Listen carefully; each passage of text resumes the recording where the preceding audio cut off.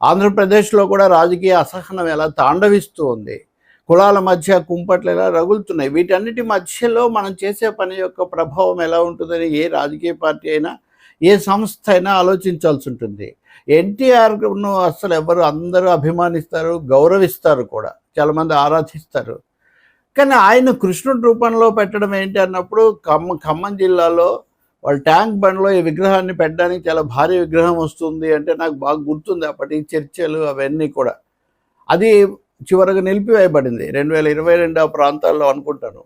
ఎన్టీఆర్ విగ్రహం పెట్టొచ్చు, కానీ కృష్ణుడి రూపంలో పెట్టడం అన్నది, మనుషులను దేవతల రూపంలో పెట్టడం అన్నది, దీనికి సంబంధించి కొన్ని నిబంధనలు పాటించాల్సి ఉంటుంది. అందులో భిన్న మతాలకు నిలయమైనటువంటి ఈ దేశంలో నాయకులుగా పెట్టడం, దానికి కూడా స్థానిక సంస్థల అనుమతి కావాలి, అలాగే పర్యావరణ అనుమతి కావాలి, చట్టాలకు అది లోబడి ఉండాలి. అంతేగాని విగ్రహాలు వాళ్ళు గొప్పవాళ్ళు కదా, మేము ఎక్కడంటే అక్కడ పెడతామంటే అది కాలక్రమంలో పట్టణాల లేదా ప్రాంతాల విస్తరణ జరుగుతున్న కొద్దీ ఇవి చాలా చర్చనీయాంశాలే. సుప్రీంకోర్టు ఈ విషయంలో స్పష్టమైన నిర్దేశకాలు జారీ చేసింది. ఆఖరికి కాంగ్రెస్ అధికారంలో ఉన్నప్పుడే ఆ పార్టీకి చెందిన సీనియర్ నాయకుడైన కమల్నాథ్కు సంబంధించిన ఒక మోటల్ నీళ్లలో నిర్మించడానికి వెళ్తే దాని మీద కోర్టు చాలా తీవ్రంగా స్పందించింది.